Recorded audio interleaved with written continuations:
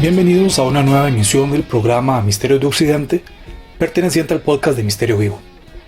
El día de hoy vamos a discutir, junto con Jorge López, que nuevamente me acompaña, un tema que tiene mucha trascendencia y que tiene representación en prácticamente todas las culturas, todos los países del mundo, a través de los tiempos, y es el tema del doble. El doble, que puede ser ya sea esta figura más o menos fantasmagórica que se parece a otra persona o a uno mismo. El doble también en una versión más prosaica, más común, entendido como una persona común y corriente que se parece a uno.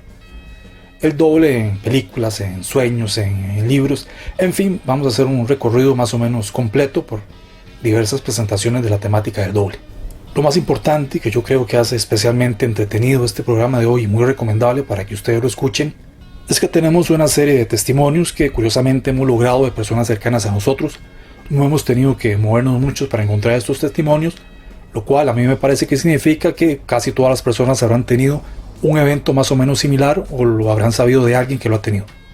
Tenemos el relato de mi hermana, un relato realmente con matices escalofriantes, el relato del hermano de Jorge, también un poco oscuro en su presentación, y también el padrastro de Jorge nos habla no de doble, sino de una tradición que hace algún tiempo fue común en áreas rurales y que también hoy lo es, aunque en menor medida, que es la oración al perro negro.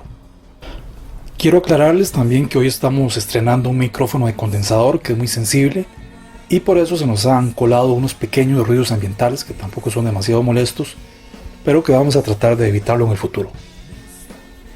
Les recordamos además que si les ha ocurrido algún evento inexplicable y misterioso, se pueden contactar con nosotros. Los dejamos entonces con el tema del doble, que lo disfruten.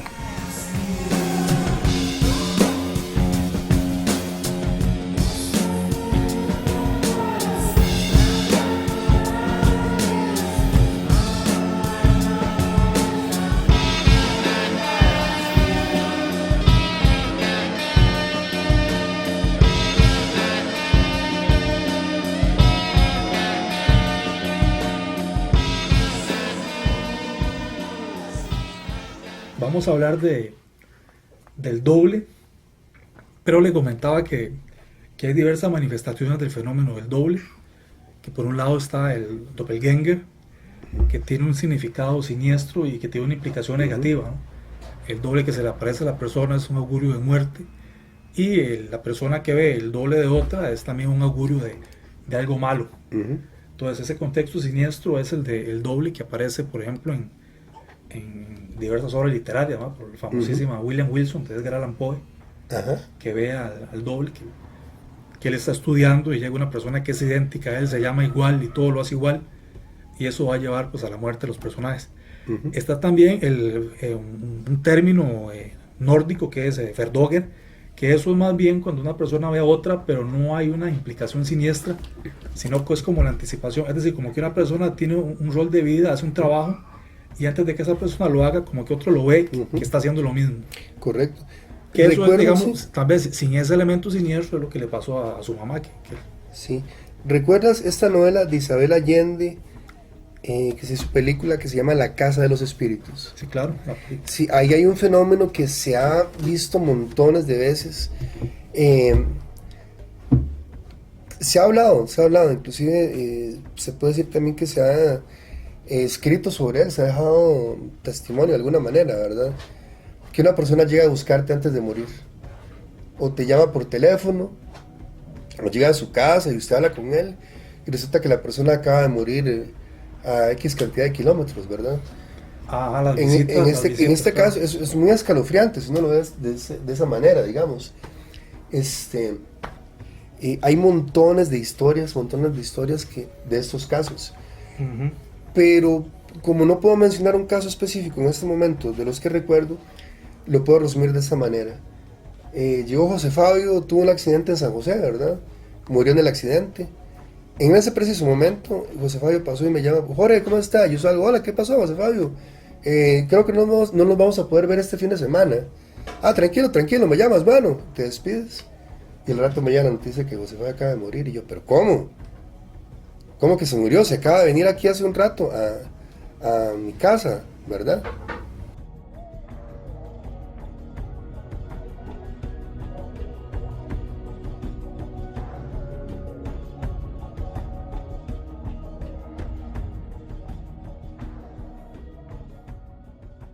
Vamos a presentarles ahora el testimonio de Michael, el hermano de Jorge, que cuando era muy niño le ocurrió un evento relacionado con el doble cuando estaba junto a su mamá. Vamos a escucharlo. Michael, ¿nos puedes contar lo que te pasó cuando estabas más pequeño con el doble de mi mamá?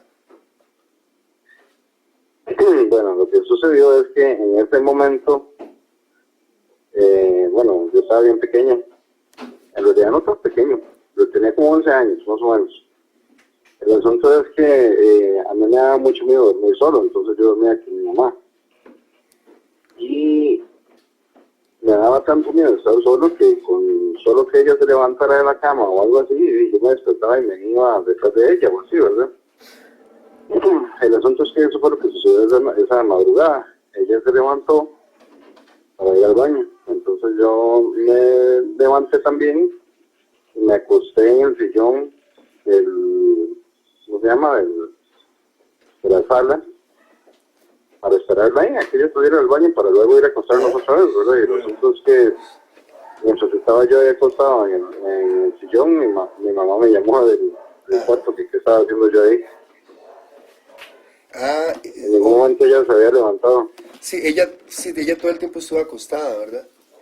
Sí, en ningún momento ella se había levantado de la cama, pero fue totalmente real, digamos. Yo me fui detrás de ella, yo vi donde ella abrió la puerta, yo me fui detrás, me acosté y todo, y al final ella parece que no se había levantado de la cama. Pero esto que cuenta Michael no fueron las únicas veces en que se vio un doble de la madre de ambos. Y Jorge justamente le recuerda otras ocasiones en que mujeres encargadas del aseo de la casa vieron este tipo de aparición. Que Mayela estaba en la casa, como a las 10 de la mañana entró mami, pero que mami venía como despeinada, ¿verdad? Con el vestido de enfermera, y se fue para el patio, y en el patio no salió más. Entonces Mayela, como no se fue atrás, creyó que entró y salió, ¿verdad? Y cuando llegó mami, después pasadas las 2, cuando salió del trabajo, ¿verdad? Mayela le preguntó que qué vino a hacer, y mami lo que no, que en ningún momento ella había venido a la casa, que ella estuvo todo el día en el trabajo, ¿ya? Otra es que muchas personas veían que mami estaba ahí en la cocina, en la casa de la par, y tal vez mami andaba con Diógenes haciendo algún mandado o alguna cosa, ¿verdad? La otra que quería preguntarte, que esa sí la conocemos los dos, que era que mami empezó a ver el perro negro, que era lo que estuvimos hablando hoy por mensajes en la mañana. Que yo decía que, bueno, que por un lado mi mamá la enfermedad que tuvo, ¿verdad?, por la que ella murió fue una enfermedad del hígado, y que el médico que la atendió al final decía que muchas de las visiones que ella tenía podían proceder de ahí. Lo único que yo veo es que esas visiones no eran de esta época más reciente, sino que eran desde que ella estaba pequeñita, ¿verdad? Sí, entonces lo que pasa es que sí, el médico sí dijo algo así, George. Lo que pasa es que el médico lo que dio a entender es que ella podría ver eso, pero como en un trance, como estando entre dormidos y despiertos, en todo el caso, ¿verdad? Sin embargo, ya a veces lo que estaba sucediendo ya al final, antes de que mami se enfermara, es que mami me llamaba en la noche, como a las 10 de la noche, porque tenía mucho miedo, ¿verdad? Porque a veces estaba sola ahí en la casa. Y entonces lo que hacía era que hablaba conmigo un rato para que se le quitara el miedo, porque a veces reciente estaba viendo el perro ese. El perro negro, sí. Y ella estaba totalmente despierta, digamos. En ese momento, cuando estábamos hablando, sucedía. No era que lo veía en el momento que estaba hablando conmigo, sino que más bien me llamaba porque tenía miedo, porque lo había visto, sí. O a veces llegaba al cuarto y escuchaba como si el perro estuviera debajo de la cama. Sí, una vez iba a acostarse y sintió en la almohada como algo peludo, y no se levantó, era el perro, ese perro negro ya. Yo creo que la oración del perro negro es parte del libro de San Cipriano, que tiene una serie de oraciones al gallo negro y invocaciones y un montón de cosas. Este santo, que aparentemente era mago o era exorcista, no recuerdo la historia, y no sé si es un santo verdadero, seguramente existió, pero digamos no fue santo ni nada de esto. Este libro sí se consigue. Sí, seguramente se le achacaron varias cosas. Editado en México, un libro viejísimo, como de los 50s. Y creo que es donde viene, creo que ya la conseguí, la oración San Cipriano, está el libro San Cipriano. No recuerdo el apellido. Bueno, aquí la tengo, no la voy a leer porque tampoco la idea, pero sí es la oración del perro negro. El libro es un grimorio completo, ¿no? Podría ser ese, sí. Sí, hay grimorios, de verdad, como la clavícula de Salomón y otros.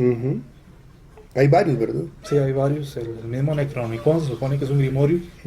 Cuando Lovecraft lo crea, es en la tradición de la clavícula de Salomón. Se cree que fue... Y de todos estos. Que fue, digamos, que él tomó eso de un libro real. Edgar Allan Poe tenía algo muy curioso. Él era ocultista. Y resulta que él era amigo de un ocultista muy, muy famoso de la época, que era Sir Arthur Conan Doyle, que es el que escribió Sherlock Holmes, ¿verdad? Pero esta oración, yo sinceramente nunca la he leído ni la he encontrado. Mi mamá le tenía mucho miedo. Y aquí es donde viene el punto importante de esta conversación, ¿verdad? Mi mamá, unos meses antes de morir, ella le daba terror dormir sola en la casa de la par.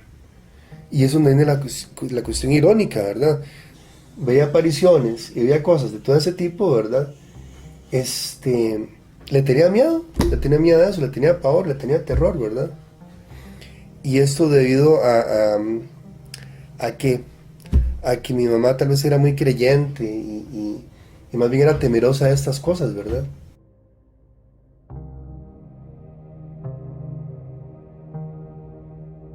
Lo que voy a presentarles ahora es el testimonio que dio mi hermana sobre una situación que se dio en mi casa hace unos pocos meses, mientras yo estaba en el trabajo a unos 150 metros de la casa. Yo salí como a las 2 y volví como a las 9, y en ese lapso de tiempo donde yo no estaba fue que ocurrió lo que a continuación les voy a presentar. Por favor, pongan mucha atención para que vean los matices realmente siniestros que tiene este testimonio, este evento que presenció mi hermana. Bueno, yo iba a hacer un mandado y fui con mi papá a la casa. Parcamos el carro enfrente como de costumbre y yo lo vi a usted parado en la ventana, como corriendo un poco la cortina y asomándose. Cuando yo entré a la casa, hablé con mi mamá, le di lo que le tenía que dar y me fui para su cuarto a buscarlo, y mi mamá me dijo que para dónde iba porque usted no estaba ahí, que hace horas que no estaba en la casa. Lo raro de todo fue que yo vi su silueta como si estuviera parado en la ventana viéndome entrar a mí a la casa. Movió la cortina un poquito como para asomarse más, y cuando yo iba entrando a la casa, cuando estaba abriendo los portones, seguía estando ahí. Se retiró cuando yo ya pasé al lado de su cuarto, por lo que yo pensé que ya se había cansado de estar de pie y se sentó en el escritorio. Y cuando usted salió, se volvió a asomar a la ventana. Eso fue la primera vez, porque yo fui 2 veces. La primera vez yo entré, recogí una cosa un dinero que tenía que recoger, y usted estaba en la ventana. Yo fui a comprar lo que tenía que comprar, y cuando volví otra vez, nuevamente estaba parado en la ventana como vigilando, y esa sí fue la vez que yo me fui para su cuarto para ver qué estaba haciendo. Ahí fue cuando mi mamá me dijo que usted no estaba. Yo no le creía y la hice que abriéramos el cuarto pues para comprobar que usted no estaba. De hecho, mi mamá y mi papá empezaron a buscar debajo de la cama y adentro del closet porque pensaban que se había metido alguien, porque yo estoy 100% segura de que estaba usted ahí parado en la ventana como otras veces lo ha hecho. Entonces, lo que usted dijo fue, digamos, la silueta que la luz proyectaba en la ventana, ¿eso fue usted? Exacto, sí, como la sombra de cuando usted está parado en la orilla de la ventana y como corriendo suavemente la cortina para asomarse un poquito. Eso fue lo que yo vi. Luego usted se dio cuenta de que yo estaba en otro lugar y bueno, ¿cuál fue la reacción suya? Pues yo no creía y yo fui a buscarlo por toda la casa porque pensaba que me estaban jugando una broma porque yo lo vi 2 veces.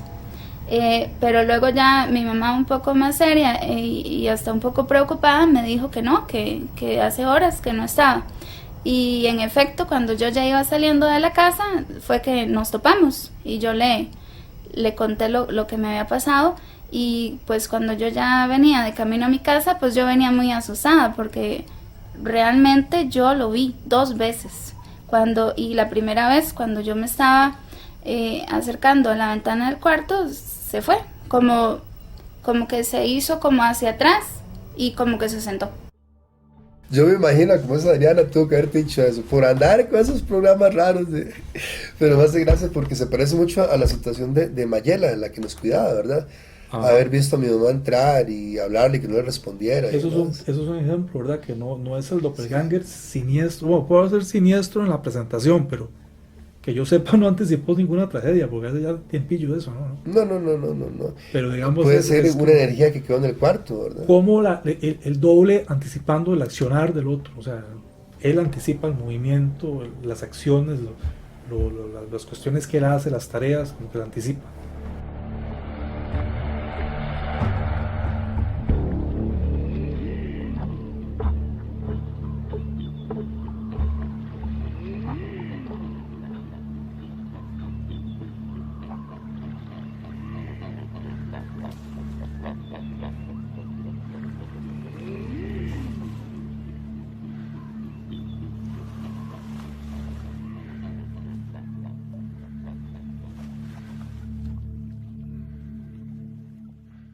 La madre de Jorge y de Michael, cuando estaba viva, presenció también una especie de aparición, de alucinación, no sabemos exactamente qué fue, que no logramos vincular exactamente con el tema del doble, pero es igualmente inquietante y merece ser escuchada.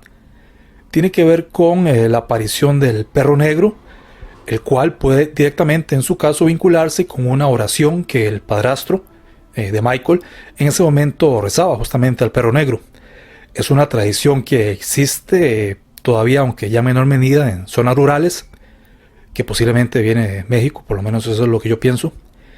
Y vamos a escuchar en qué consiste justamente la oración del perro negro de la boca del mismo padre de Jorge. Este caballero tiene una cierta edad ya, tiene algunos problemas de memoria, sin embargo me parece que se expresa perfectamente y nos cuenta de qué trata la oración. ¿Qué es la oración del perro negro? ¿O qué es lo que la gente dice que hay una oración del perro negro? ¿Para qué es? ¿Para qué sirve? No, hay 3. 3, ajá. La oración blanca y la roja y la negra. Ajá. Eso es para contradecir de personas. Uh-huh. Que uno dice, mira qué mujer, qué cero. Y como para apartar a alguien, digamos. No, pero conveniencia de uno. Ya, digamos que usted quiera traer a alguna mujer o algo que a usted le convenga. Exacto. Ok. Y la blanca es como un símbolo. Uh-huh. Ya la roja sí. La roja que es como más poderosa. Más poderosa, sí. Y digamos, esa oración que va de la mano de algún ritual, de enterrar algo, de quemar algo, o solamente se hace en X momento. No, eso es para uno, de hacer cosas. Sí, como para lo que se conoce en la calle, hacer trabajo, sí, para hacer un trabajo a alguien. Las 3. Sí, pero esas 3 oraciones están dentro de la oración del perro negro. O la oración del perro negro es aparte. Son aparte, de una y la otra. ¿Y cuál es la del perro negro? Sí, la negra. La negra se conoce como la oración del perro negro. Sí. ¿Y esa qué propósito tiene? Ya trae el perro ahí. Digamos, la oración trae la figura del perro. Sí, ahí está fotografiada. Ya, ¿y el perro qué simboliza ahí? Como algo oscuro, algo de miedo, o Claro algo que usted le va a ayudar. Claro que sí, eso es la base. Uh-huh. Y es peligroso que uno tenga esa oración o que uno la haga. No, es para uno. Es para uno nada más. Nada más. Sí, no es que usted lo van a asustar o que le va a pasar algo. No, ninguna. No, ok. ¿Y dónde consigue uno eso? ¿O esas son oraciones que están escondidas? ¿O están al alcance? Eso lo compré yo en la zona sur. En la zona sur. Hay mucha brujería, muchos trabajos en la zona sur de Costa Rica.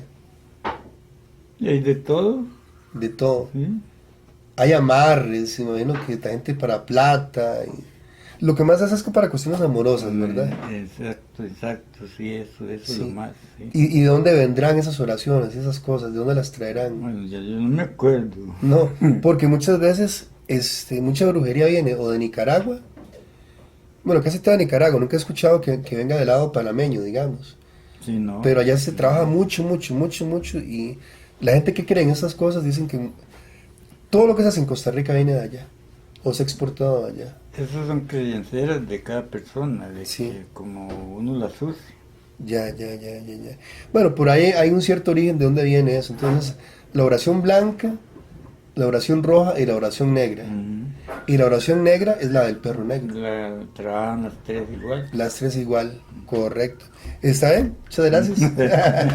No se ponga a hacer santerías ni cosas. No, ya eso se eliminó. Sí, Ya no hay nada de eso. sí, porque a mami le salía el perro negro que ella decía que le daba miedo. Y me decía, es que Dios tiene la oración del perro negro, y ella siempre lo relacionaba con eso. No, ya yo lo había votado. Sí, está bien, Dios, muchas gracias. Bueno.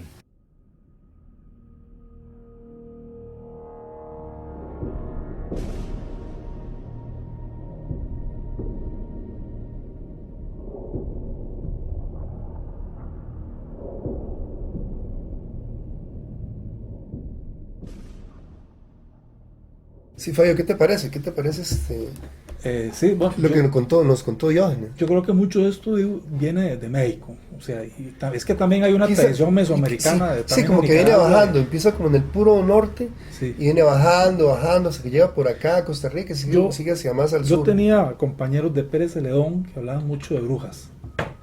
Hablaban de la chancha, de la idea de y la chancha es que una mujer era bruja y se quitaba toda la carne y salía como espectro, no sé qué cosa. Claro, Y luego hasta llegaba y se la eso. volvía a poner. Y si uno le echaba sal en la, Sí, en la carne, ajá.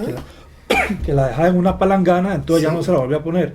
Pero a mí eso me suena al Nahual de México. Sí, pero no has escuchado, ese es un cuento de esos de miedo antes de la época de la televisión, ¿verdad?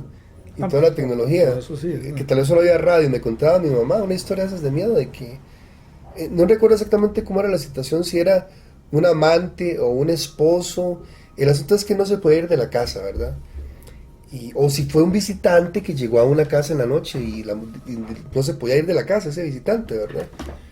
Y que una madrugada se asomó por una endija a ver qué era lo que hacía la mujer escondida en un cuarto. Ah, sí. Y vio que la mujer se estaba quitando la carne y echándola en una palangana. Y que ella le decía, despégate carne.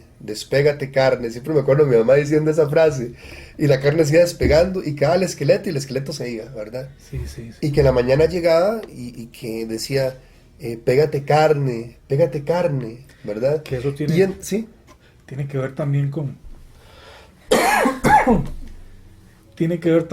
con historias, por ejemplo, de que una persona ve un lobo y le dispara y le da en la pata, y al otro día una mujer del pueblo anda con la pata, con la mano vendada. sí. Es que era ella, ¿no? Sí, Que- en esa historia de pégate carne, Que tiene que ver con nahuales Sí. y con hombres lobos. Sí. Lo que hizo el hombre en la historia, que no recuerdo, como te digo, exactamente cuál era el contexto del cuento.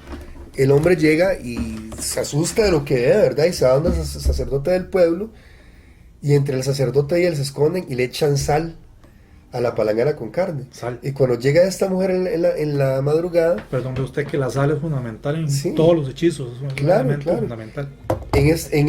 sí, es como un antihechizo, más bien. Porque Hacer un círculo de sal para protegerse, ¿no? ese es uno, sí. Poner sal en las puertas, Poner sal, echar sal alrededor de la en casa. puertas y ventanas. Sí, aparte de la sal también estaba la mostaza. La Ajá, mostaza, esa es otra. Que porque tiene semillas muy pequeñas. Sí, que es una historia también familiar, Perdón, Jorge, Sí. esto me recuerda a mí que voy a apuntarlo por acá para que no se nos me vaya parece a que es en ir. España que también se habla de poner objetos filosos frente a los espejos, Ajá, porque como los espejos, se sabe que considera que son portales, poniendo espejos filosos se precava de nuevo que vaya a pasar algo ahí. sí. O la otra, digamos, se supone que uno no debe hablar de brujas porque lo escuchan a uno, y menos si es un viernes, ¿verdad? Entonces, para evitar en este momento, justo que estamos vos y yo hablando, uno dice, Hoy es viernes y mañana también. Ese es el hechizo antibrujas. Ajá. Y me recuerda al cuento de Carmen Lira de las brujas. De lunes, de jueves. martes, miércoles. Exactamente. 3 jueves, viernes, sábado. Sí, bueno, te contaba, nosotros tenemos una tía política, ¿verdad? Esposa de mi tío Omar, que falleció hace ya muchísimos años. Mi tía está ya rayando así los 87, 88 años, muy lúcida. Se fue a vivir a Cañas, en Guanacaste. Seguramente eso le va a extender más la vida, pienso yo, porque la gente de esos lugares un poco más secos, no sé, viven más, ¿verdad? Se cree. Hay una zona azul, pero está más bien como en el delta del Tempisque, por esa zona que es curioso porque es un poco insalubre según la medicina, muy caliente, y es donde vive más la gente. Qué así, curioso. En el caso de mi tía vivía en Bajo Chazul. Y Bajo Chazul se supone que es un lugar bien lejano, más adentro de La Paz, de San Ramón, de ese lugar de Piedades, muy adentro ya. Ya ni siquiera, yo creo que en esa época era zona rural, ya eso era como vivir en la montaña, ¿verdad? Mi tía tuvo 2 hermanitos, ¿verdad? Que eran gemelos. Déjame recordar si fue mi tía o si fue la hermana de mi tía, ¿verdad? Que me contó hace unos días que la llamé durante estos días del huracán a ver cómo estaba. Y me dijo que estaba muy mal esta señora. Que la hermana de mi tía política tuvo 2 gemelitos, ¿verdad? Y los tuvo en ese lado de ahí.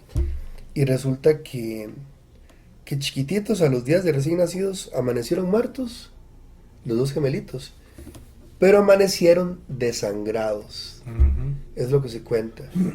Y la leyenda lo que dice es que alguna bruja llegó y que la bruja baja por el techo un hilo que les llega por la nariz y por ahí les absorbe toda la sangre. Eso es lo que se decía en el popular. Y como te hablaba yo en la primera entrevista. Pero seguramente fue otra cosa. Sí, siendo uno muy escéptico, tal vez fue que murieron de hemofilia, alguna cuestión. También, digamos, exactamente. Para que le chupe la sangre. Pero siempre se ha hablado. Yo recuerdo como la gente antes decía que habían dormido y tal vez se les salen los pies de la cobija y amanecían mordidos los dedos. Sí. Eso es que vacilón, es que todo se conecta, porque cuando un viejito ya no lo querían en la casa, decían que había que descogerle los pies para que amaneciera muerto ya en la mañana y descansara. Pero esa historia a nivel familiar, ¿verdad? Que no se cuenta mucho. Es que esos gemelitos se los chuparon las brujas, ¿verdad? Se los chuparon, sí. Miren, la tradición de los chupasangres tiene que ver con... No sé si usted vio un documental sobre Estados Unidos, que una enfermedad que se llamaba la consumpción. ¿No? Que consumpción decían que bueno, la gente se iba secando prácticamente y moría. Y decían que eran vampiros. Bueno, era en realidad tuberculosis. Lo que pasa es que... Un tipo de pelagra también. Pelagra que bueno, llama. Esa era tuberculosis, porque la tuberculosis lo que va haciendo es que la persona se va poniendo flaca hasta que muere. Sí, entonces, y le da eso que se llama pelagra. La pelagra es una persona que se va secando, pero independientemente de lo que le dé. Pero que es como si lo estuviera chupando exactamente. Sí. Que es como si exactamente alguien estuviera pues chupando. Sí, y bueno, y los hemofílicos de la Edad Media, que se creían que eran los famosos vampiros, ¿verdad? Esta enfermedad que se habla mucho, que la gente, porfiria. Porfiria. Bueno. La porfiria es la misma melancolía, ¿no? No, la melancolía es... Que se destiñe la persona. La melancolía es la... sí, esto que se pierde la pigmentación, sí. Quería comentarle un par de cosas, porque antes hablamos de... Ajá. Usted comentaba, bueno, 2 cosas. Hablamos, digamos, del doppelganger, que era el doble siniestro. Hablamos del Vertogen, el otro que era el doble, que no es siniestro, que como que anticipa bien al otro. Y hay otro que usted también lo mencionó, pero que parece estar reservado a los santos, que es la bilocación. La vez pasada yo le comentaba a usted de bilocación con una persona estudiando lugares, pero ya leyendo parece que es digamos, son los santos los que se bilocan por el hecho milagroso. Es decir, no es simplemente que yo lo veo a usted por allá, sino que usted está en 2 lugares haciendo cosas, pero interactuando. O sea, usted va y da misa, usted va y ayuda a una persona y se siente en una mesa y come, y en otro lugar está haciendo otras cosas, pero digamos, no como un espectro, sino como una persona perfectamente normal y carnal y interactuando. Sí, el más connotado que se puede hablar referente a santos de este mismo tema es San Martín de Porres, De Porres. De Porres. Pero también San Pío de Pietrelcina, y una muy poco conocida que no es santa, pero creo que es beata o algo así, lo van a hacer beata, no sé qué es, María Luisa Sancajo de la Mata, que es una española que entre sus principales características era el ser atormentada por el demonio, que le daba unas palizas terribles a ella. Y no solo le daba palizas, que la dejaba con los huesos adoloridos, le retorcía las piernas, los brazos, la golpeaba, le insultaba. Era como una penitencia que ella tenía. Y sí se dice que en una ocasión, ella estaba en claustro, enclaustrada, entonces no salía, a no ser con permiso de la superiora. Y en algún momento se la vio llegar a la casa de la mamá, creo que la ve a la orilla de la puerta, la saluda, la mamá le dice, mire, pase para que coma. En eso se oye como que una olla se está quemando, una cuestión así. Va a la cocina y cuando vuelve ya no la ve. Entonces averigua y resulta que esta mujer nunca había salido del... Pero estoy hablándole de cosas que tienen testigos y han sido confirmados, y han habido documentos, incluso del monasterio, donde todos firmaban declarando. Sí. Ese de San Martín de Porres, no sé si estará tan documentado, pero se hablaba mucho como este tipo de milagro, ¿verdad? De que él podía estar en dos lugares al mismo tiempo y actuando físicamente, ¿verdad? San Pío de Pietrelcina, sí, porque Pío también era monje de claustro, creo que no podía salir y se lo veía afuera. Otra cosa, la segunda que le quería comentar, era cuando usted dice que se muere alguien y va y saluda. Eso ya no sería el doble, sería fantasma. Porque ya si la persona...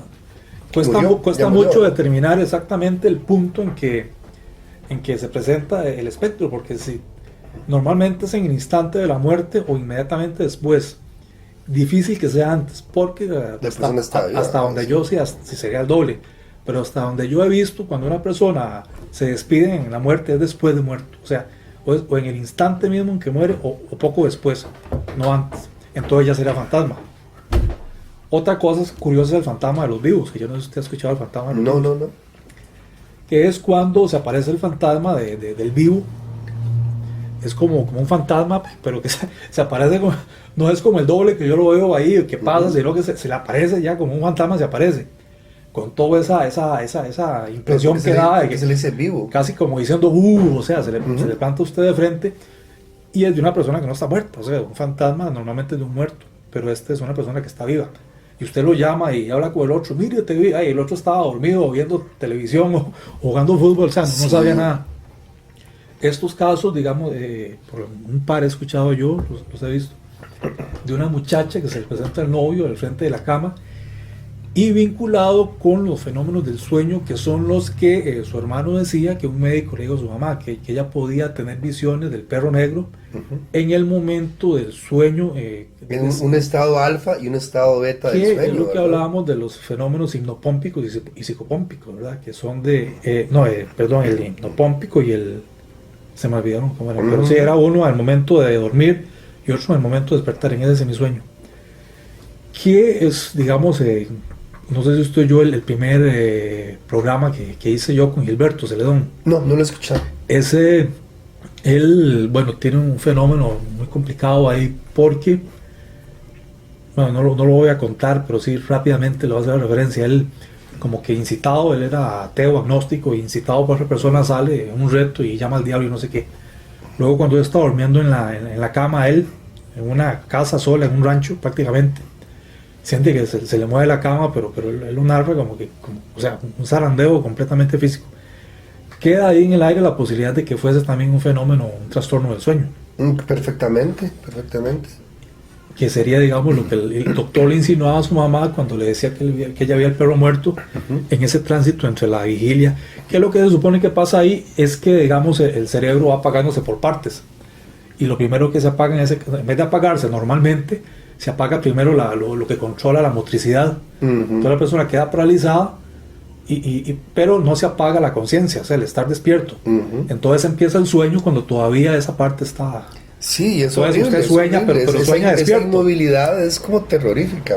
Sí, digamos, es un sueño, pero despierto, exactamente. Me recuerdo ahora que dices eso, un compañero, Mario Zamora, hace varios años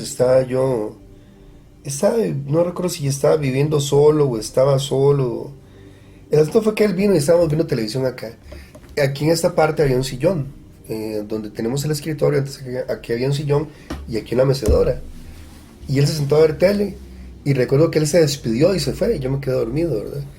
Y entonces que yo me desperté y volví a ver y estaba Mario todavía sentado en la mecedora viendo tele, muy serio. Y algo le preguntó, no sé qué cosa, y di media vuelta. Y cuando recordé, pero Mario ya se fue, y volví a ver y no estaba en la mecedora ya.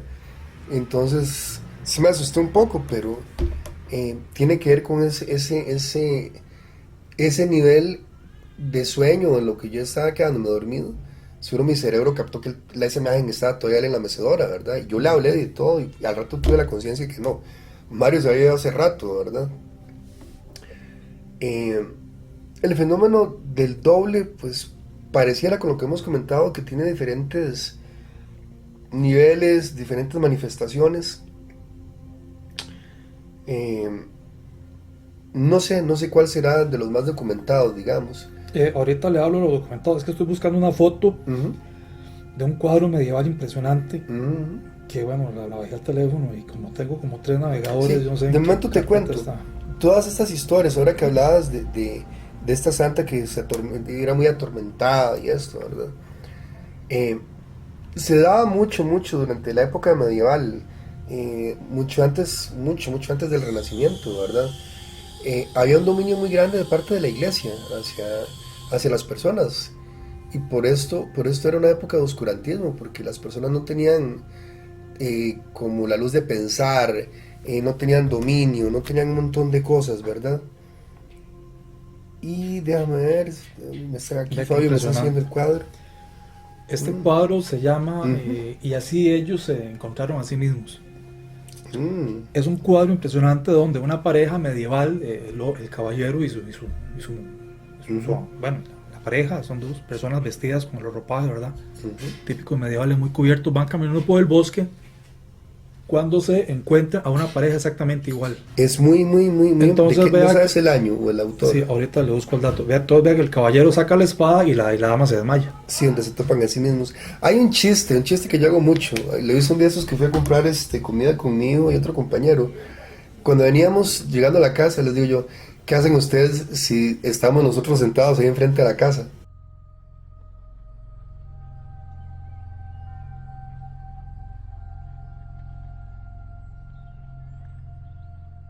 Bueno, en este momento tengo en mis manos en versión PDF una especie de libro de magia de Grimorio, aparentemente de uso popular, si bien contiene textos sumamente antiguos, y paso a leerle lo que dice en la carátula. Libro de San Cipriano, libro completo de verdadera magia, o sea, tesoro del hechicero, escrito en antiguos pergaminos hebreos entregados por los espíritus al monje alemán Horace Sulfurino. Contiene la clavícula de Salomón, invocaciones, pactos, exorcismos, el dragón rojo y la cabra infernal, la gallina negra, escuela de sortilegios, el gran grimorio y el pacto de sangre, candela mágica para descubrir encantamientos, recopilación de la magia caldea y egipcia, filtros, encantamientos, hechicerías y sortilegios. Bueno, nueva edición ilustrada, Biblioteca de Ciencias Ocultas México DF. En una sección que se llama El secreto de la gallina negra, dice, por ejemplo, el famoso secreto de la gallina negra, secreto sin el cual no se puede contar con el éxito seguro en algunas cábalas y que estaba perdido desde hacía largo tiempo, me fue revelado por el viejo de las pirámides, que es un mago que supuestamente está encerrado vivo en las pirámides, y cuyas indicaciones expongo a continuación. Tomado una gallina negra que no haya puesto huevo todavía y que ningún gallo haya pisado al cogerla, hacedlo de modo que no exhale ningún grito, para lo cual iréis a las 11 de la noche al gallinero, la sorprenderéis mientras duerme, la agarraréis por el cuello apretando lo suficiente para que no cacarequee, pero sin ahogarla. Una vez que la tengáis cogida de este modo, la llevaréis inmediatamente a un lugar en que se crucen 2 caminos y allí al dar la medianoche, etcétera, etcétera.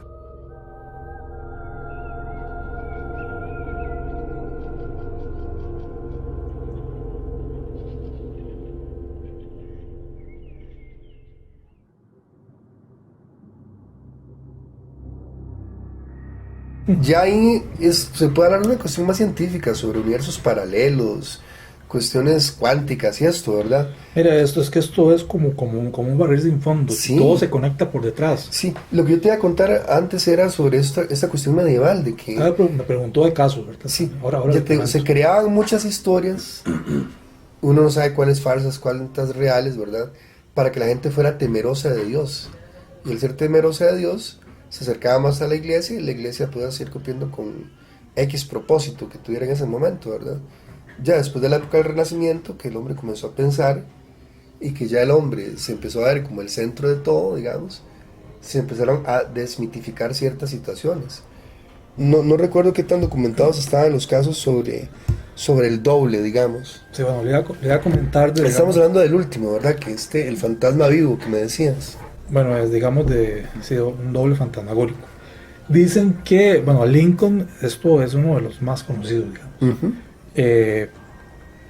Aquí tengo, digamos, no voy a dar mucho detalle, pero sí parece que le pasó en noviembre de 1860, uh-huh, que fue la noche de su primera elección como presidente, que él llega a la casa y se mira al espejo y él dice que ve el rostro de él dividido en dos partes, una parte izquierda y otra derecha, pero como dos partes diferentes. Entonces esa división de él sería aquí un doble también, una figura.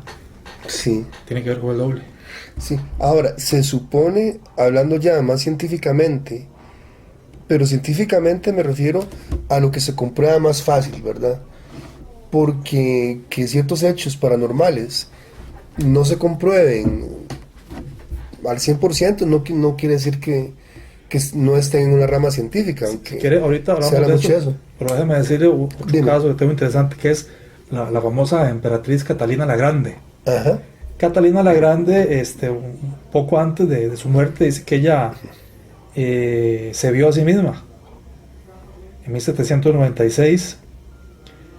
Le dijeron que la habían visto a ella sentada en la sala del trono. Uh-huh. Entonces ella llega y se ve sentada en la sala del trono. Luego va caminando por los pasillos y se ve a sí misma luego allá al final del pasillo y le dice a los guardas que disparen.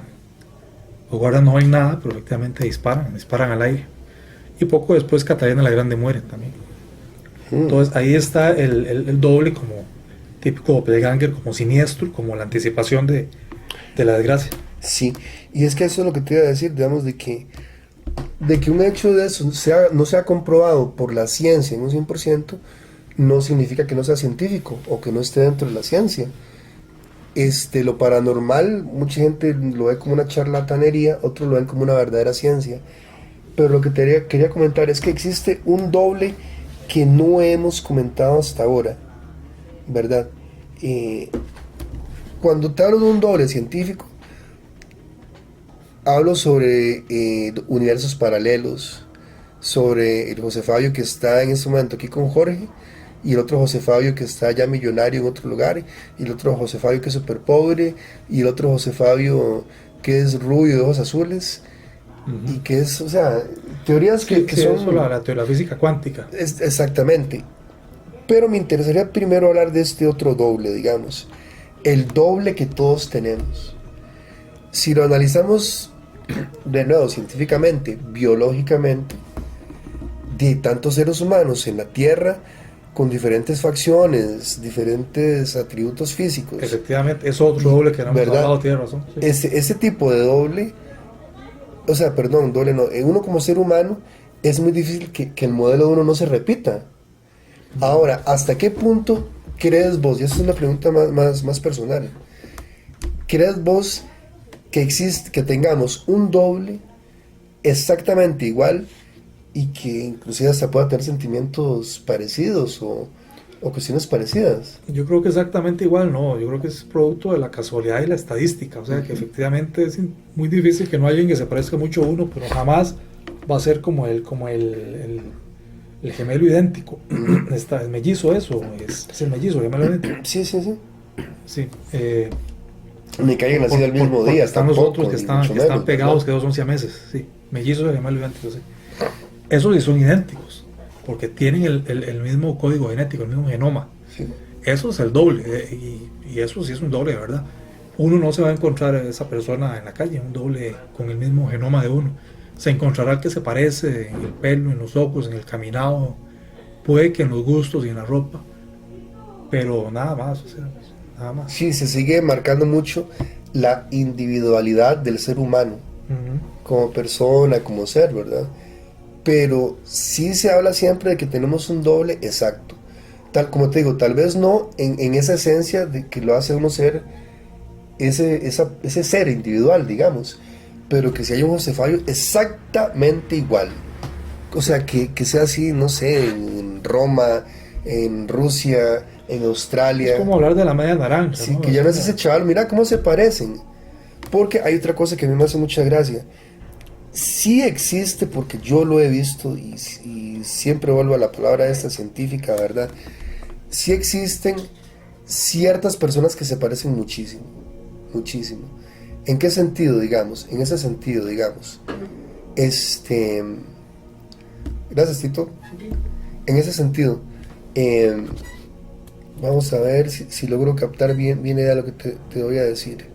Que existen personas que se parecen demasiado o que tienen rasgos muy semejantes, no porque sean parte de una etnia o porque sean parte de un grupo específico, sino porque existen síndromes, ya hablando de cuestiones médicas, que hace que las personas tengan ciertas facciones, ciertas características, no sé. que van de acuerdo, por ejemplo, ahora que está esto del Zika, digamos, y la microencefalia.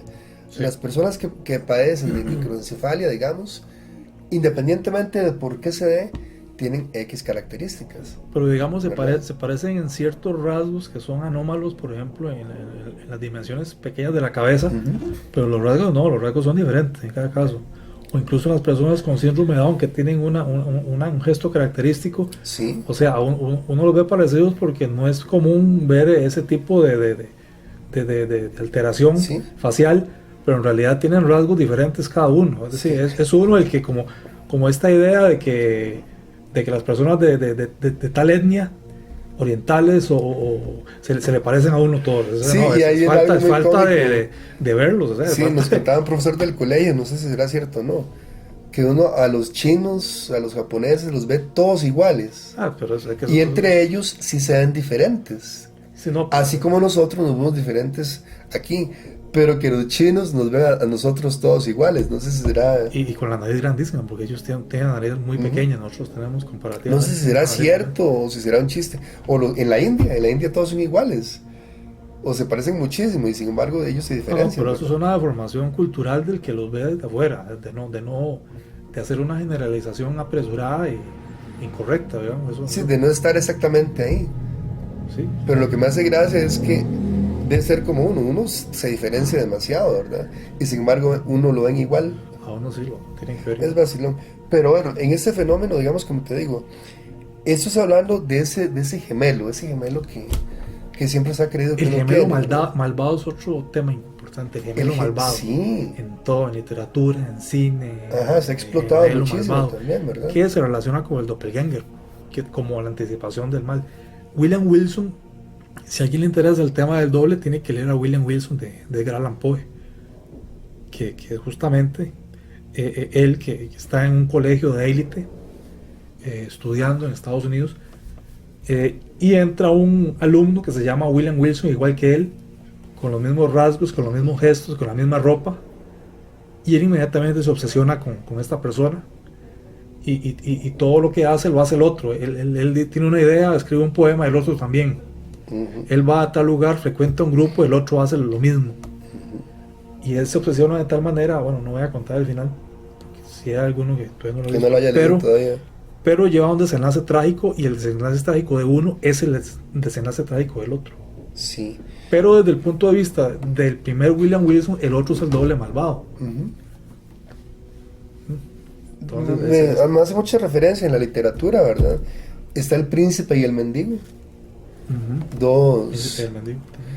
Dos dobles, prácticamente dos gemelos, que no recuerdo si en el libro si hay algún parentesco, fue una coincidencia, simplemente intercambiaron, ¿verdad? Luego está el hombre de la máscara de hierro, que también ahí es un gemelo malvado, si se podría decir, de alguna manera, ¿verdad? No, no malvado, porque es que más bien es que la poca conveniencia de que hayan dos príncipes al trono. Ajá, correcto. Porque vendía la lucha entre facciones, ¿no? En este caso, como decías, de los gemelos, ¿verdad? Es la otra parte de los dobles, ¿verdad? Ahora, como te decía, referente en literatura se habla mucho, ¿verdad? Y siento como que existe un doble que también se ha explotado de alguna manera en el cine, que es, ¿cómo se podría decir? El doble del espejo. El espejo, lo que comentaba como portal dimensional, ¿no? Sí, sí, correcto. La idea de tapar espejos. Yo no puedo dormir con un espejo en el cuarto. Hay gente que tapa espejos. Yo tengo uno. A mí me da terror. Yo tengo uno en el cuarto así y nunca, pero ni siquiera me doy cuenta. Hay gente que tapa, no el del cuarto, todos los espejos. Sí, casa, sí. Los cubre. Entonces, ese es otro doble que bueno, no sé si se podrá tomar como un doble, porque en realidad es el reflejo, pero ahora está muy de moda. Y el domingo pasado estuve ahí donde mi compañero José Alberto, uno que me acaba de llamar, viendo videos sobre fantasmas, ¿verdad? Y ahora está muy de moda que se toma un selfie y la persona que tiene que estar viendo de espaldas sale en el reflejo viendo al contrario, digamos. Yo capté una figura extraña en una foto digital, ¿sí? Una cámara relativamente viejilla, allá en la universidad, en los jardines de la universidad aquí a la sede de Occidente, y esa foto se perdió. Fue la única cosa. Qué lástima. Vea, el cuadro que le enseñé, aquí tengo el dato. Ajá. Dante Gabriel Rossetti es el autor. Ajá. Y se llama ¿Cómo se encontraron ellos mismos? Fue pintado entre 1860 y 1864. O sea, no era tan viejo como yo decía. No, muy reciente, muy reciente. Y es vacilón porque... Pero sí, las figuras sí son con ropajes medievales. Correcto. No, y es vacilón porque vamos a que el tema que estamos hablando hoy, tengo aquí es también un tema hasta cierto punto recurrente, ¿verdad? Sí, sí. Pienso que bueno, como decías, el doble, el tema de la media naranja. Bueno, la media naranja se refiere más que todo a esa contraparte, ¿verdad? Yo lo decía por el sentido de que hay creencias populares, pero posiblemente no sea nada más. Esa de que hay un doble idéntico en algún lugar del mundo es una creencia popular como la del que hay una media naranja para uno. Sí. Ahora, este doble queda esa incógnita, ¿verdad? Que yo me vuelco a pensar muy sinceramente y muy abiertamente, que no importa qué tan parecido, si es gemelo de nacimiento, o es mi gemelo que vive allá al otro lado del mundo, seguimos siendo seres individuales, ¿verdad? Sí, la individualidad, digamos, el concepto de persona tiene que ver con la diferenciación y justamente para usted ser sujeto de derechos tiene que ser persona, sí, tiene que tener esa individualidad. Sí. Ahora, José Fabio, ¿has escuchado o has visto sobre este tema? El doble a través del tiempo. Que se murió Fabio y 30, 40 años después apareció un chaval exactamente igual a Fabio. Bueno, no hablemos de reencarnación porque no. Eso ya sería hablar otro tema. Hablemos de como doble, como un doble. Ah, bueno, el doble. Un doble en el tiempo. Yo pensaba inmortalidad, ahora que se puso de moda Putin, que te vio las fotos de Putin donde aparece el siglo XIX, Primera, Segunda Guerra Mundial. Ajá. Sigo pensando que eso es algo más étnico, ¿verdad? Sí, exactamente. Esos los rasgos helados de Putin. Y que sea como sea, eran culturas que durante cientos, miles de años estuvieron muy aisladas del resto del continente. Pero el más grande ejemplo que hay de esta figura de inmortalidad es Saint Germain. Saint Germain. Correcto, que Saint Germain nadie lo veía comiendo nunca. No. Y siempre esa juventud y esa cuestión. Y lo que siempre me hace gracia es esto, que nunca nadie lo vio comiendo. Entonces decían que él no le hacía falta comer, ¿verdad? Pero por lo menos no comía en público, ¿verdad? Y bueno, que no murió y que aparentemente se han visto encarnaciones de él a través de los tiempos, ¿no? Sí, correcto. Yo no estoy de hecho, tanto en la Biblia como en el libro de Mormón se habla de personajes que no murieron, que tuvieron como un premio divino de seguir sobre la tierra. No recuerdo si uno de los apóstoles, Juan, tuvo este premio de no morir, ¿verdad? En el libro de Mormón se habla de 3 apóstoles de aquí de América que tuvieron ese premio de tampoco morir y que andan aquí sobre la faz de la tierra actualmente, ¿verdad? El no morir como castigo aparece en 2 figuras, que son el Melmoth, el errabundo y el judío errante. Pero ahí en ellas no morir es como un castigo. El judío de errante hecho, es la Caín, figura se supone que Caín tuvo ese castigo de no morir también, ¿verdad? que algunos lo remiten el judío errante a Caín, por una cuestión incluso un poco antisemita de decir que de decir que justamente Caín era judío, cuando Abel también era judío, todos eran judíos. Se supone, ¿verdad? Y Melmoth del Errabundo es una novela gótica, se me va ahora, estuve leyendo. Ese es el origen del judío errante. No, esto es posterior, pero es una novela tan gigantesca que yo la estuve leyendo y no pude, las novelas góticas son enormes. Sí, es un hecho. Y no la terminé y se me olvidó el nombre, pero cualquiera. Sí, la historia que yo conozco, el judío errante, que sigue siendo algo súper antisemita, ¿verdad? Que Jesús le pidió a un hombre que por favor lo llevara a cargar la cruz y que éste no quiso. Y su castigo por negarse a esto, ¿verdad? Fue errar por el mundo, ¿verdad? Y de hecho, yo hace mucho tiempo había hecho una canción sobre una bruja enamoradísima de un chavalo ahí, ¿verdad? Pero la bruja, sea como sea, ella no quería envejecer nunca. Quería ser siempre como esa muchacha jovencitica y demás.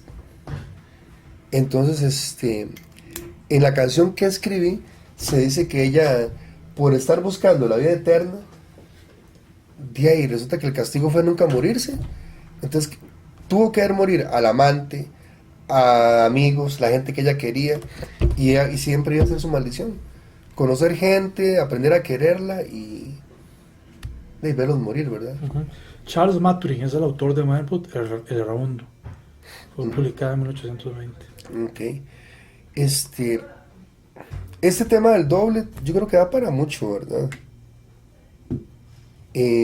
Como te digo, tanto documentado como testimonios, y que lo que más nos atañe a nosotros es lo que pasa en la zona de Occidente, ¿verdad?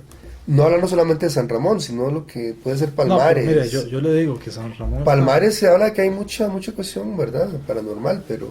Sí, pero mire, es que nosotros tenemos que ponerlo en perspectiva, porque... Sí. O sea, Occidente es una cosita pequeña comparada con... el resto del país, Sí, o sea, de hecho, no sé, hay como tantos temas que para usted lograr un resultado digamos, de un muestreo suficiente se necesita un mínimo de espacio. Y yo pienso que San Ramón es muy pequeño como para obtener suficientes, no sé, elementos como para sacar conclusiones o decir que hemos hecho un trabajo muy amplio. Sin embargo, siento que pasa esto, que si uno empieza a escarbar, empiezan a salir cositas, historias, testimonios.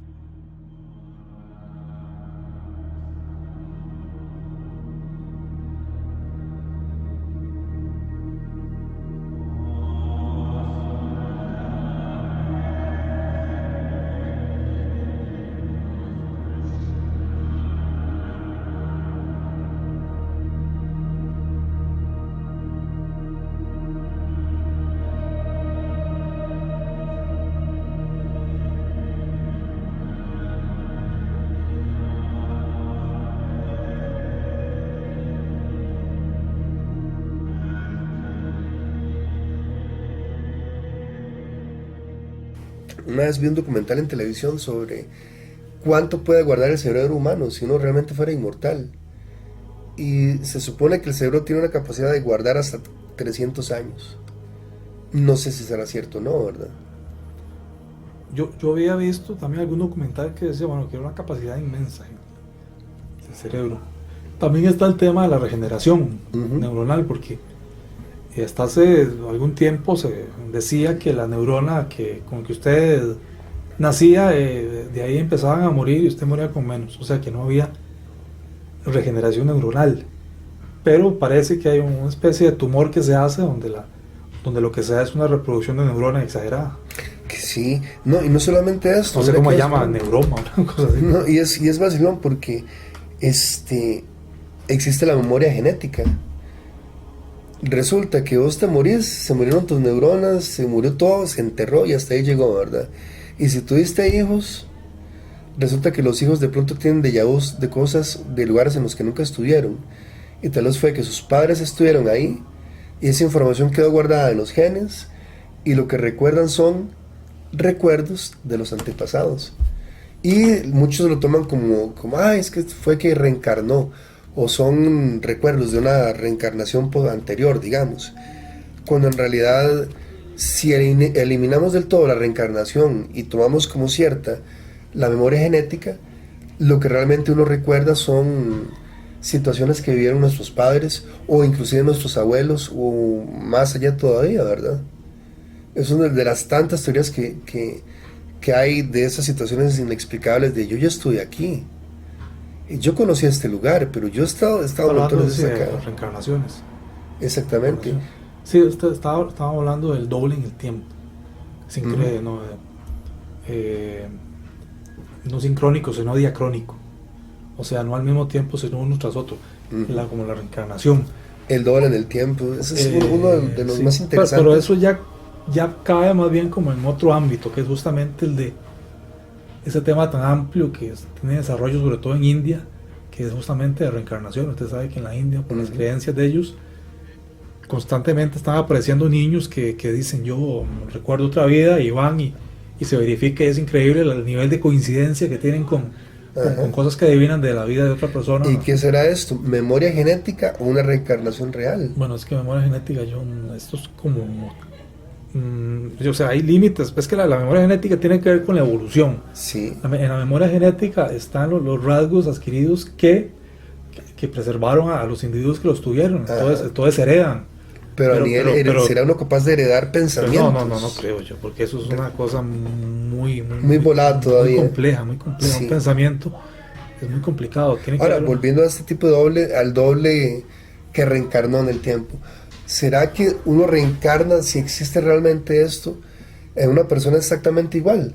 Porque recuerdo, hay hablando siempre de literatura, está el libro de Drácula y está la película del año 92 de Bram Stoker, no fue el que escribió Drácula, de Coppola.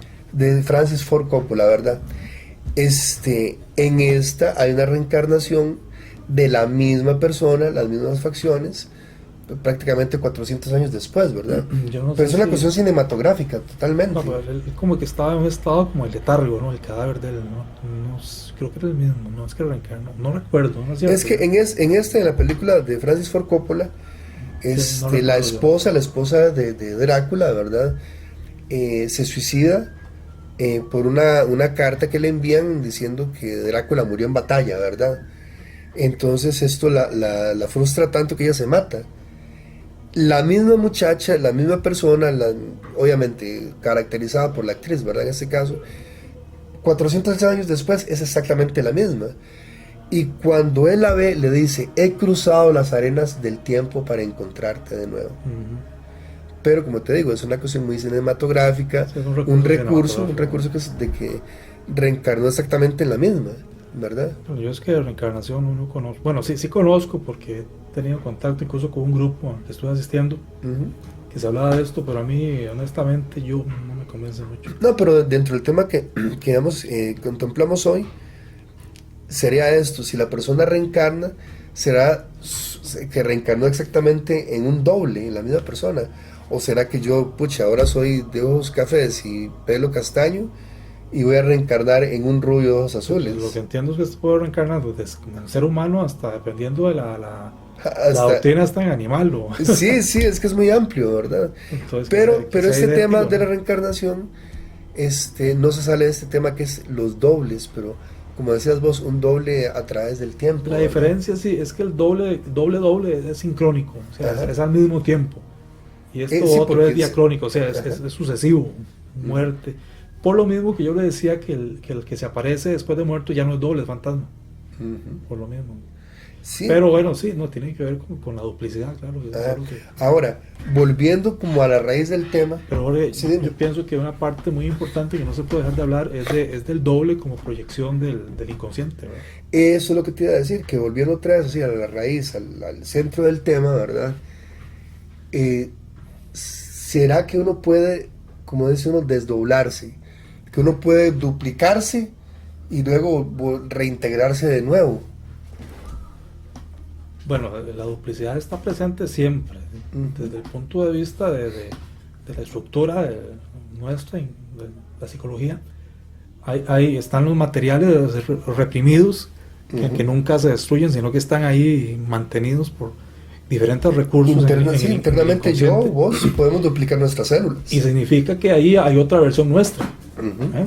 Es una versión nuestra que está reprimida porque nos asusta, porque nos despierta temor, nos despierta pasiones que no queremos. Entonces nosotros vivimos, como decía Fausto, ¿no? Hay dos almas en mi pecho, ¿no? Así, efectivamente nosotros tenemos un doble y ese doble normalmente no nos aparece. Y cuando vemos una figura, quizás alucinatoria, porque estamos hablando de psicología, entonces lo que estamos proyectando, si es igual a nosotros, es esa parte oculta que se manifiesta, es inconsciente que sale. Que el inconsciente se manifiesta de manera realmente extraordinaria, ¿no? Como cuando decimos una cosa por otra, cuando nos equivocamos, cuando tenemos un acting out, cuando una persona sufre un desmayo, cuando sufre una crisis de pánico, en fin, hay una serie de manifestaciones de ese inconsciente. Yo he tenido ataques de pánico y ataques muy fuertes. Normalmente los ataques de pánico se generan por un estrés súper alto, por una ansiedad muy alta, por una angustia muy alta. Si uno no tiene ansiedad, no hay ataques de pánico. Uno tiene el ataque de pánico y siente esa cosa tan fea y esa sensación de que uno se va a morir y se va a ahogar y todo el asunto, ¿verdad, Fabio? Pero vos estás viendo todo como que no fuera real, como que todo fuera mentira, como que estuvieras viendo a través de un espejo todo, ¿verdad? Ya cuando pasa el susto y pasa el ataque de pánico y lo que sea, ya usted vuelve a ser consciente de sí mismo, ve que sí es real, pero es vacilón porque esa irrealidad que uno ve como a través de ese espejo nublado, uno no sabe si esto es real, si es un sueño, si estoy dormido, estoy despierto, ¿es la vida acaso un sueño? ¿Es real? ¿Será una Matrix como se ve en las películas? ¿O será como se hablan en los textos Vedas y eso? La campana de realidad que habla Santiago Camacho, un español que sale en Milenio 3, salía ahí, cuarto milenio. Campana de realidad, que justamente esa sensación de abrumadora de lo real. ¿Sí? Yo le digo lo real porque en el psicoanálisis, cuando aparece algo, por decirlo en palabras sencillas, que nunca ha aparecido y que es impactante y que no se tienen elementos de pensamiento para asimilarlo, algo que es inasimilable, hay una sensación de realidad completa. El típico ejemplo es cuando usted vio las Torres Gemelas, que los aviones impactaron. El primer día que usted vio eso en televisión, cuando pasó en vivo, ojalá en vivo, usted eso como no lo digiere, porque nunca, o sea, eso es el golpe de lo real. Sí, el golpe de lo real. Esta campana de realidad en que usted está, bueno, esto es de verdad. Y esto fue lo que le pasó a los gringos, que cayeron todos en una realidad muy cruda. Sí, es lo que le comentaba. Y ese choque inmediatamente es subsanado elaborando los recursos del lenguaje. Es como no sé si usted ha escuchado que nada existe y no tiene nombre. O sea, nosotros a partir del golpe de lo real elaboramos un proceso para darle nombre y convertirlo en un significado que ya manejamos. Un significante, un significante es una cosa que está relacionada con otro significante, valga la redundancia.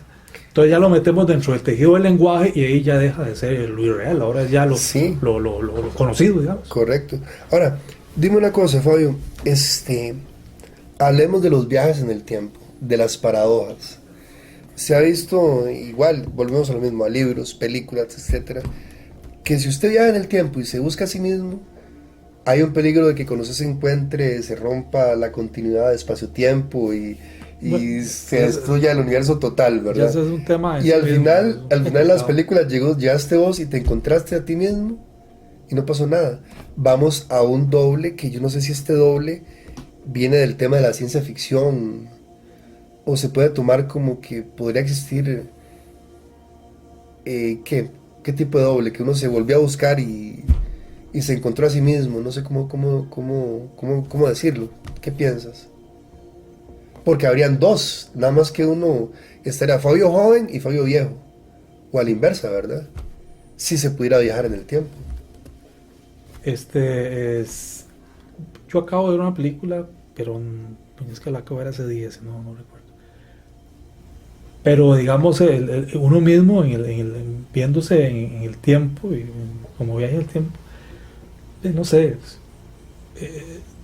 hay tantas teorías como escritores de ciencia ficción. Uh-huh. Hay quien dice que se modifica el tiempo, hay quien dice que no. Bueno, justamente la película la máquina del tiempo, digamos, no la vi, sino la original. No es que yo, para ser honesto, no he leído el libro. Yo sí lo leí. Yo vi la película original y vi la película, la última.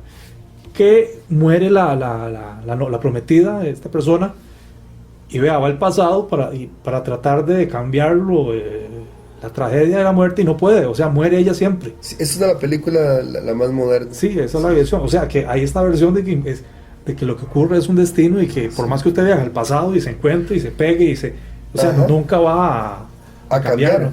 Y otro que dice que sí, que es un poco como el efecto de mariposa, ¿no? Que por pequeño que usted sea el cambio, eso es como una ola que va generando efectos. Como la película del efecto mariposa. Exactamente. Y luego está El año de la marmota, no sé si lo has visto. No. Es vacilón porque es un periodista que va a un pueblo, ¿verdad? Donde depende de lo que haga la marmota ese día, se predice el resto del año. Este comediante. No recuerdo, es el de los cazafantasmas. Sí, ¿verdad? sí. Y es vacilón porque en la película él trata de que no muera un indigente. Y trata y cambia la situación y el indigente siempre muere, ¿verdad? Al indigente le toca morir. Esto no viene en el libro de la máquina del tiempo, no recuerdo. Esto el destino con posible de cambio. Yo creo que no. El viaje del tiempo es directamente la historia de un viajero, digamos, ¿verdad? Pero vamos a esto mismo. Recordemos tal vez que es otro tipo de doble, encontrarse a sí mismo en otro tiempo, ¿verdad? Que el viaje en el tiempo existe realmente, pero solo en un sentido, ¿verdad? Exactamente. Es hacia el futuro. Como que el secreto, la clave, o sea, ganarse ese premio es el que descubra cómo devolverse, ¿verdad? Sí, por el efecto de la relatividad. Mucha gente cree, ¿verdad?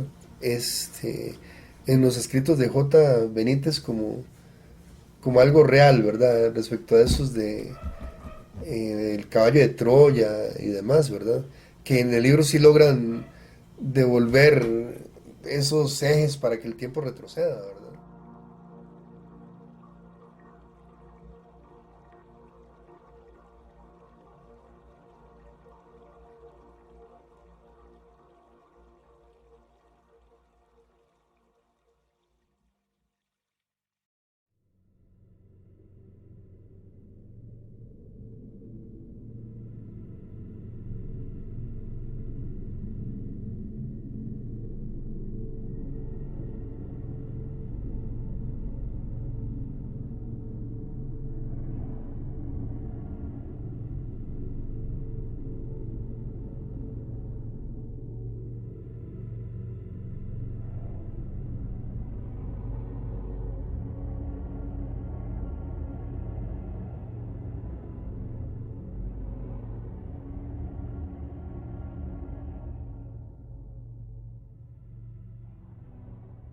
De que ahora todo está demasiado impermeable para que la gente crea todo lo que le ponen.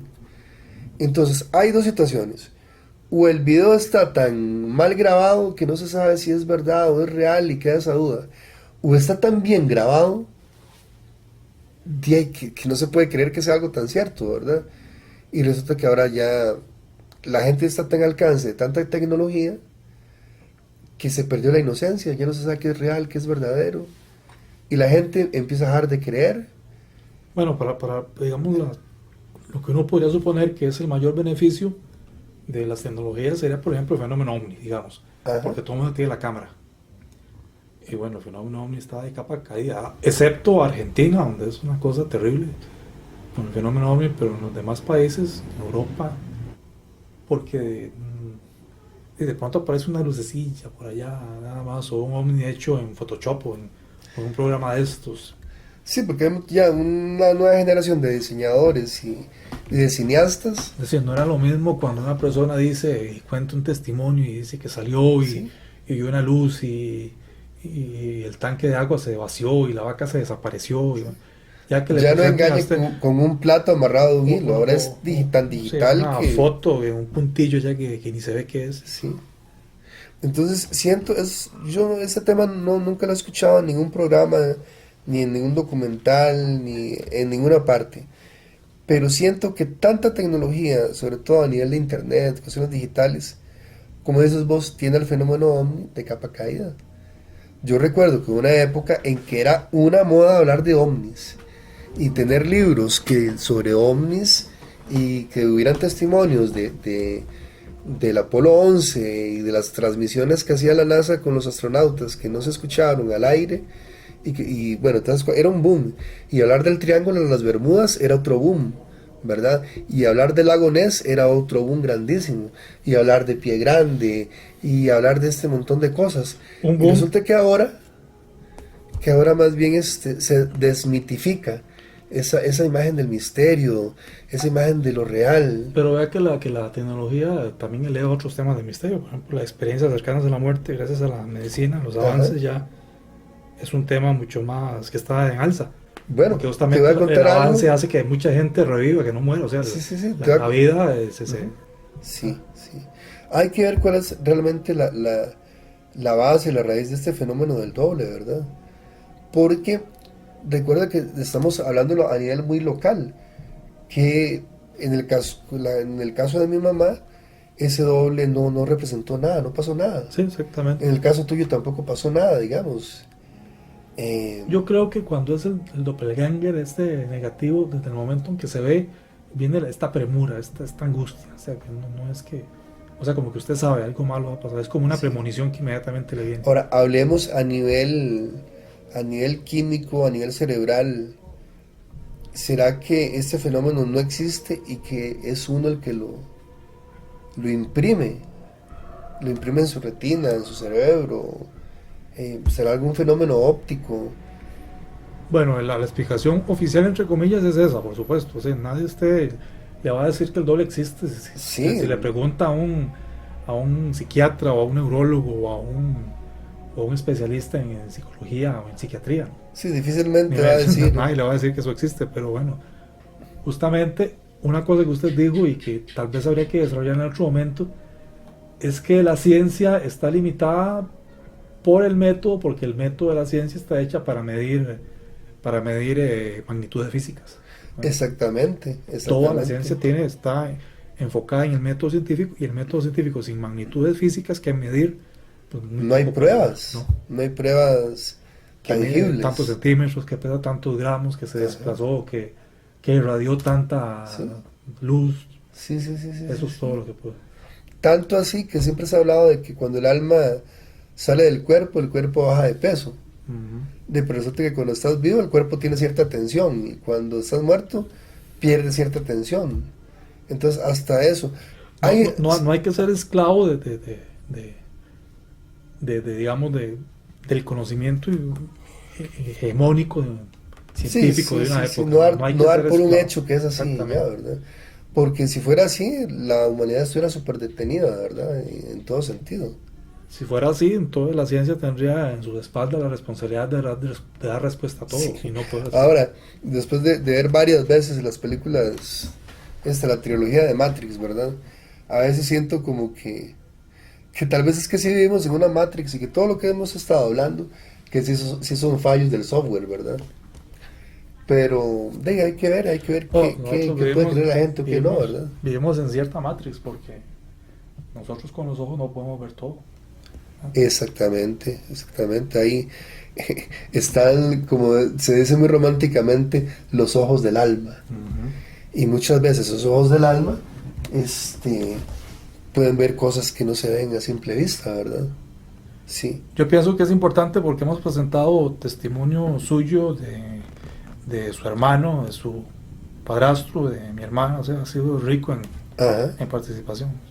Sí, y digamos, hemos tratado de no salirnos mucho del tema, porque ese siempre va a ser como... para no gastarlo. Como una regla, hablamos de un tema y ese tema nos salimos para otro porque hay mucho, ¿verdad? También para no gastarlos en referencias breves, exactamente, darles su sustancia y explotarlo bien. Sí, hablar de que hay un vocabulario muy definido para fenómenos paranormales a nivel pico, a nivel de Costa Rica, ¿verdad? Bueno, eso es importante porque habría que empezar también a rescatar esa parte. Sí, porque antes, ¿te recuerdas? Antes que estaba hablando mi padrastro, no se habla de brujerías. En Costa Rica se habla de maleficios o de trabajos. Es que yo creo que a fulano le hicieron un trabajo y lo tienen mal, o fulano está maleficiado, o miras que en esa casa asustan porque hay una botija. Eso es lo que hablábamos del alguien escondió plata. Es el entierro, el frasco con cosas de brujería que se entierra. Y ahí se desprende también lo de los entierros indios. Creo que en la entrevista anterior se habla también de los entierros que se sacaron del hospital, ¿verdad? Uh-huh. Que muy poca gente conoce eso que se dio del hospital de San Ramón.